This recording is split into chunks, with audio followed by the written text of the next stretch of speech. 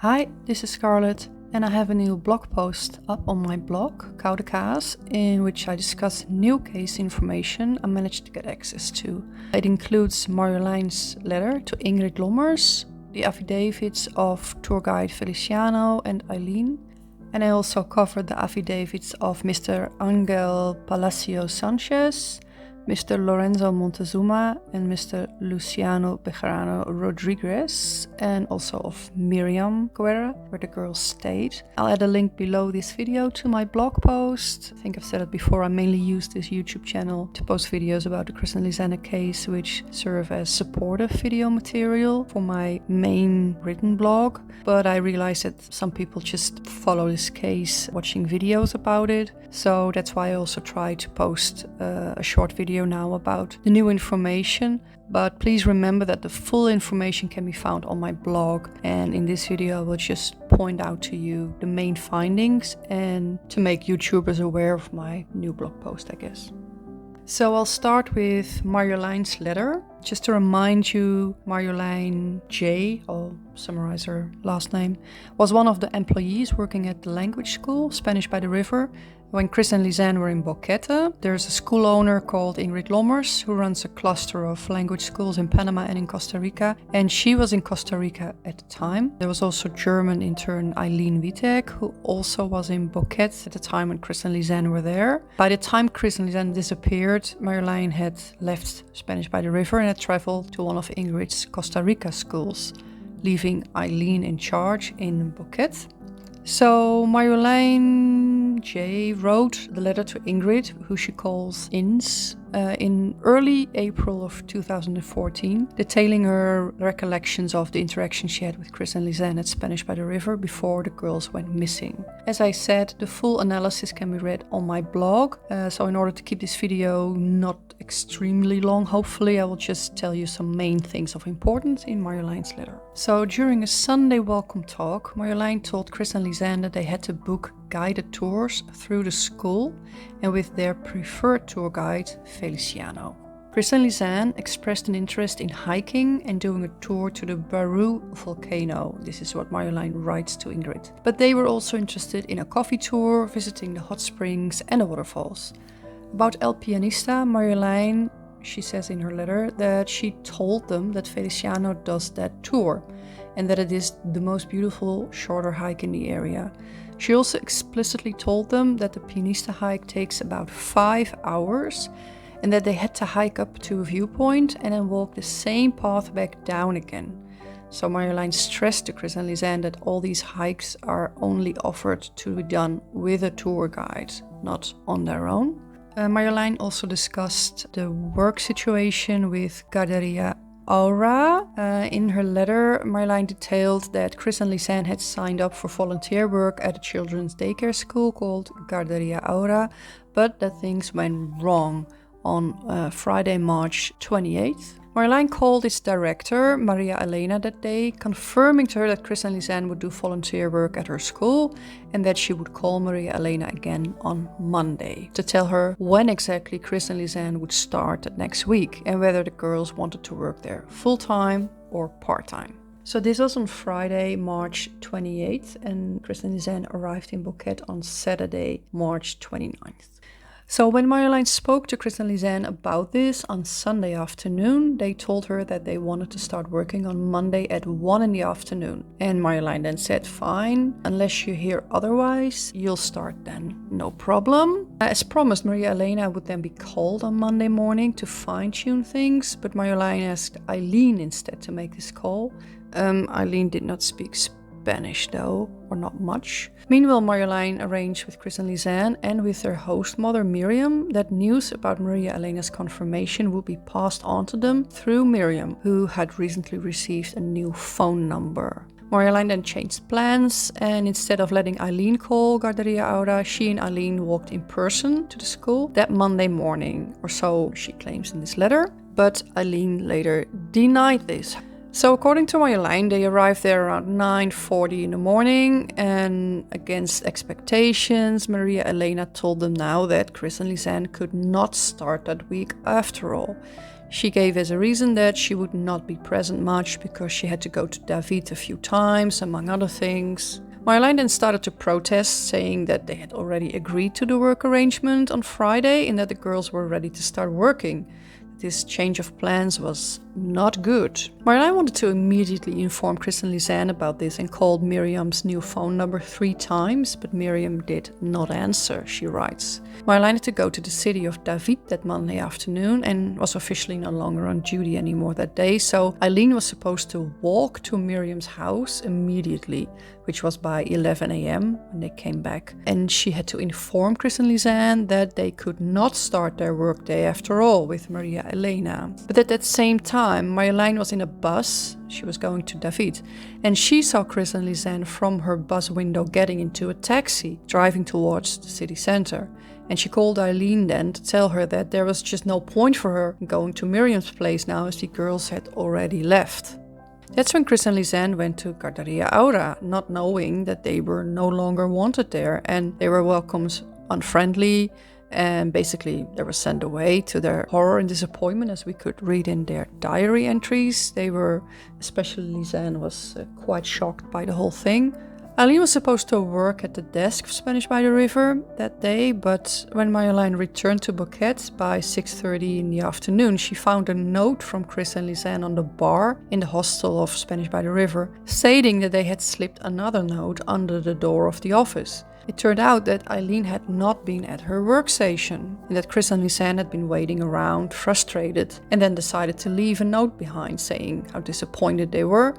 Marjolein writes to Ingrid that she does not understand herself what happened there, as Eileen was supposed to be on duty and present at the school until 5 p.m. Marjolein then called Chris and Lisanne on Monday evening and explained to them what happened and that she understood that they were disappointed. But she says to them, but we really couldn't do anything about how things had turned out. Marjolein then writes that she went back to David on Tuesday morning at 7 a.m., so very early, and from there she traveled to Costa Rica. She agreed with Chris and Lisanne that they would be at Spanish by the River on Tuesday morning by 9 a.m. So by then Eileen was supposed to have called Casa Esperanza for replacement work to hear if the girls could work there that week. It later turned out that the girls could work at Casa Esperanza from Monday, April 7th onwards, so a week later. Marjolein ended her letter by stressing to Ingrid that she had tried to recount everything she knows in as much detail as possible, but that Eileen can still add more details. Unfortunately, Eileen never wrote a letter or email about this to Ingrid, as far as we know. She did have a sworn statement taken, which I will cover later, but she barely said anything in it. So we go to some thoughts and commentary on this Marjolein letter. Assuming the content of this letter of Marjolein is all correct, we have to conclude that a lot of things simply went wrong that week. For instance, the phones repeatedly didn't work. Miriam repeatedly didn't answer her phone. Eileen was too late. Chris and Lisanne left Miriam's house too early. Marjolein was on the bus and could only watch. Bus was too windy for Marjolein to be able to call, she says in this letter. She wanted to call Chris and Lisanne, but there was just too much noise. Aura's director confirmed the volunteer work, but then completely forgot who Ingrid Lommers of Spanish by the River were, sending Chris and Lisanne away.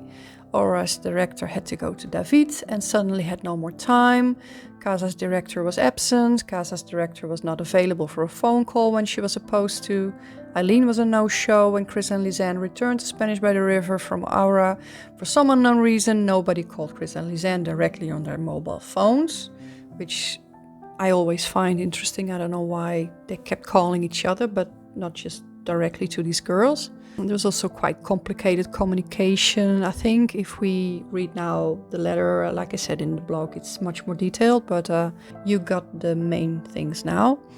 So there was quite a lot of complexity built in by Marjolein, I feel, when it came to securing the volunteer work at Aura Daycare Center. So as I said, Chris and Lisanne arrived on Saturday, March 29th, and months in advance already they had booked and paid for this Panama trip and several weeks of volunteer work in Bouquet, which was part of the package deal. But only one day before they arrived in Bouquet, however, Marjolein called Maria Elena to discuss and confirm this volunteer work. That same day, Chris and Lisanne received an email that they could start working on Monday.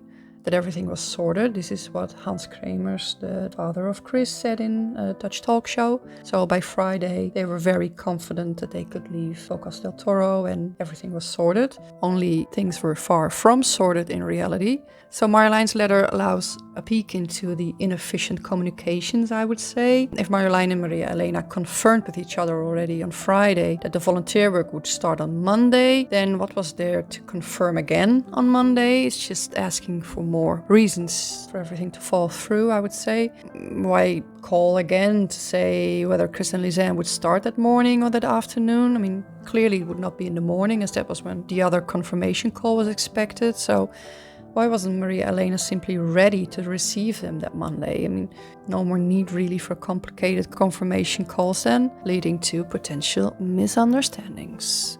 So Marjolein also instructed Eileen to contact Maria Elena on Monday to further communicate matters, but we now know that Eileen spoke barely any Spanish. Also later confirmed by guide Feliciano, for instance, in his affidavit. And Maria Elena spoke no English, confirmed by herself. So why add that additional layer of failure to, well, it is a big fiasco, I guess, how this volunteer work turned out. And Chris and Lisanne were then supposed to be contacted through Miriam's phone while both having their own cell phones. I mean, like I said, why add yet another potential factor for error to the mix? Why did Marjolein tell Eileen to go to Miriam's place on foot? I mean, what is it with all these people barging into the two tourists' private quarters? So why not give her Miriam's phone number and ask her to keep calling? If Miriam was not picking up her phone 3 times in a row, didn't that indicate that she was at work or otherwise occupied and was not at home? I also still do not understand why nobody called Chris and Lisanne directly on their phones or sent them WhatsApp messages.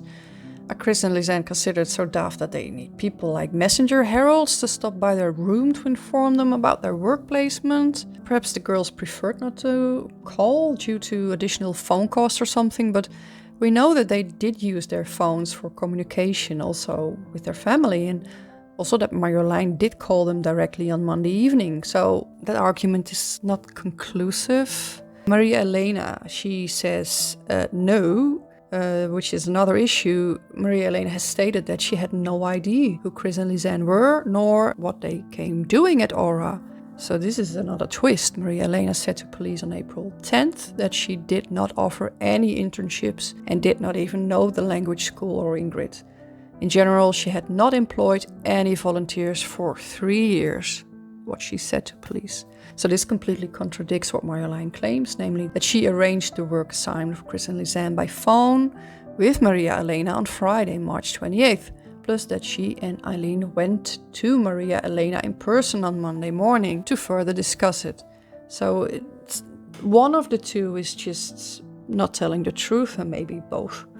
Given the strong rejection which Chris and Lisanne received when they later turned up there, you have to ask yourself, I think, whether Marjolein really had done her job in that respect.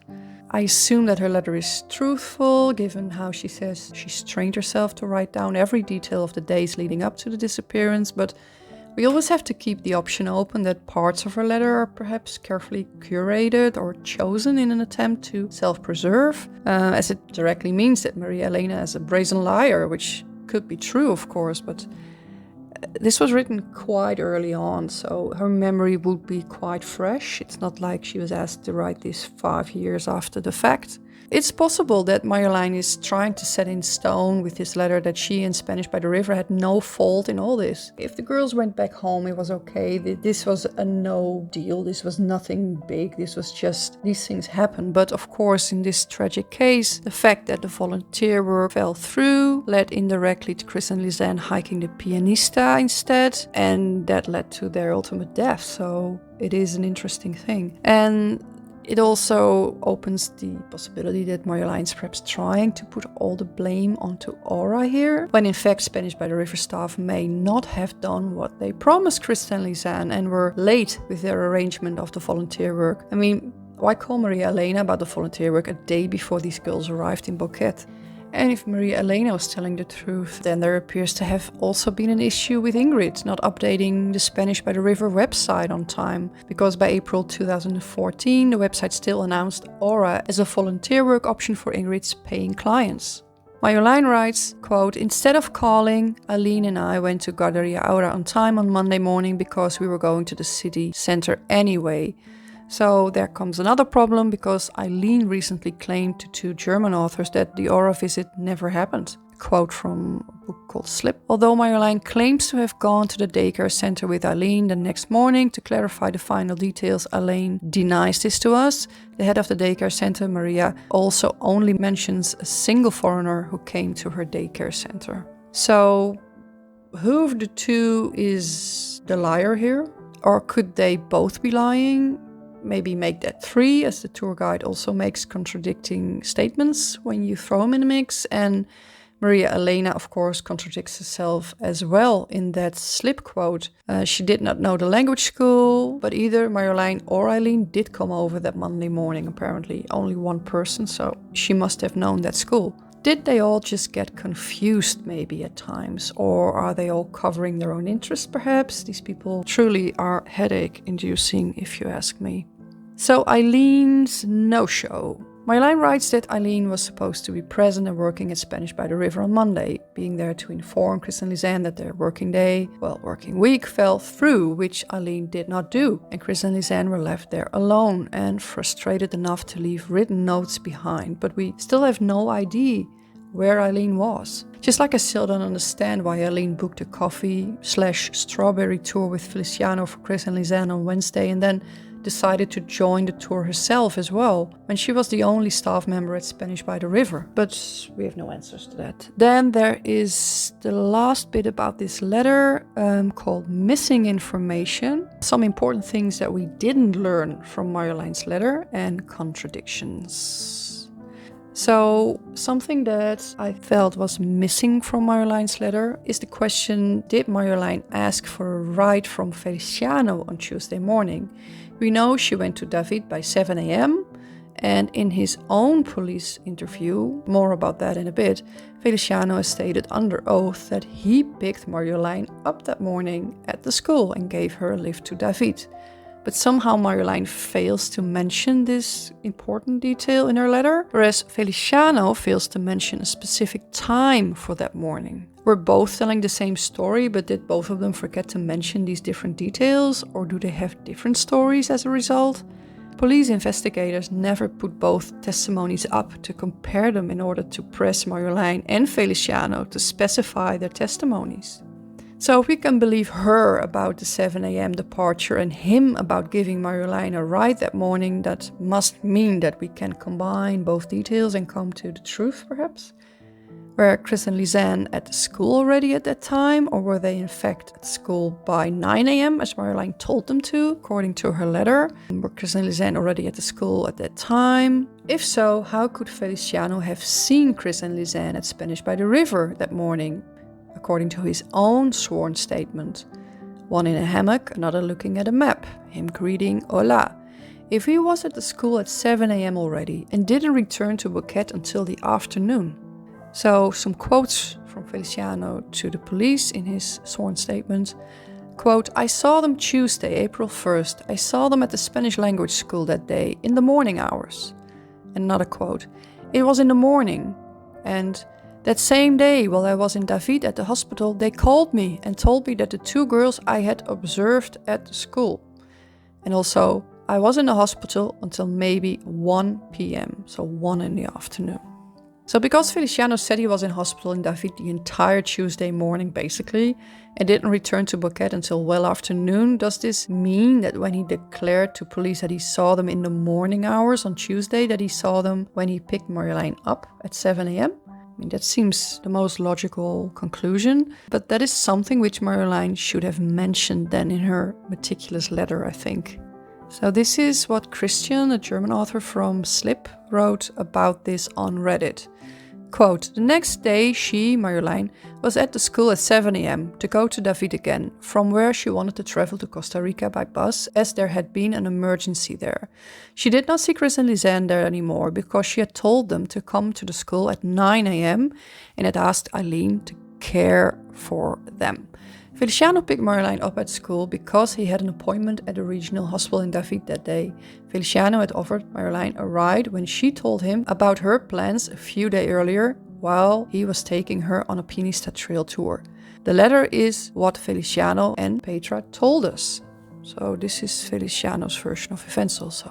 And Christine also added, many of the statements Marjolein makes are contradictory and difficult for us to understand. So these are all important questions. Unfortunately, nowhere is it clear what kind of emergency it could have been. She went to Turrialba, which is in Costa Rica. So he acknowledges that there are some little issues with Marjolein's letter in the sense of not everything makes complete sense and some things don't end up, but he doesn't really give it much attention other than just stating it, I feel, in his book. So that is what Feliciano also told the German authors. And on top of that, he declared it in his affidavit. So why didn't Marjolein spell it out clearly in her detailed recollections that Feliciano was at the school and gave her a lift and saw Chris and Lisanne there? As he says. I mean, what harm could come from including that information if that was the truth? Even the slip authors have written that the testimonies of Eileen, Ingrid and Marjolein are filled with contradictions and that something isn't quite right there. But there was just no way to cut through any of it really, as Ingrid and Marjolein declined to be interviewed by them when he and Annette approached them. Police asked no further questions about it either, such as at what time did he see them? Were Chris and Lisanne already present at 7 a.m. when you picked up Marjolein? So when did Feliciano see Chris and Lisanne at the school, per his police statement? It's just, we don't know. And with Eileen starting work at 8 a.m. already, did she perhaps see Feliciano interacting with Chris and Lisanne? At any point during her morning shift, she also said nothing about this in her own sworn statement, but she said nothing about anything really in it. I'm hammering down on all this because it opens up the possibility that Feliciano in fact returned to Spanish by the River later that morning, after returning from the hospital visit and with Marjolein already on her merry way, Costa Rica. If so, and this is just a theory, I mean, you have to come to this, at least this theory based on nothing making sense in the timeline. So if he did return to Spanish by the River, then he lied in his sworn statement. Lied directly about the timeline, lied by omission. Police should have pressed him on those details when he declared twice to them that he met the girls at the school that morning. But we don't have a time from him. He doesn't give a time. There is also the issue with the 1 p.m. narratives. So notice also that it was Feliciano together with Eileen who in the days after the disappearance were pushing the claim that Chris and Lisanne were last seen around 1 p.m. at the school, which is a proven lie. We know through the NFV files that Lisanne's phone was logged onto the Spanish by the River Wi-Fi on Tuesday morning between 9:07 and 10:10 in the morning. After that, they went to Café Nelvis, possibly, and then to the Pianista Trailhead with certainty. They took photos there around 11 a.m. before heading up the mountain. Therefore, it seems a fact that Feliciano can only have seen or met them at the school between, well, roughly 9:07 and 10:10 in the morning, according to their phone logs. And the only caveat I can think of here is that Marjoleine's 7 a.m. claim is incorrect. Someone has to be lying at the very least, though. Remember here also what Jeremy Cried revealed about Feliciano's son Henry, who apparently knew about their tour and hike plans? Quote, shortly before Chris and Lisanne disappeared, Henry told him, Morgas, in a pool hall that he had arranged to meet the Dutch girls for a trip to the Pianista Trail or the Baru volcano to spend the night with them and enjoy the sunrise. He was the last person to see them. So on top of the mess with Aura, there is potentially a technically unauthorized visit from Feliciano and him involving his son. Just a theory. Feliciano going to the school at some point on Tuesday morning, which he admitted to, seeing Chris and Lisanne there and possibly chatting with them soon before they disappeared, which he admitted to, aside from the chatting.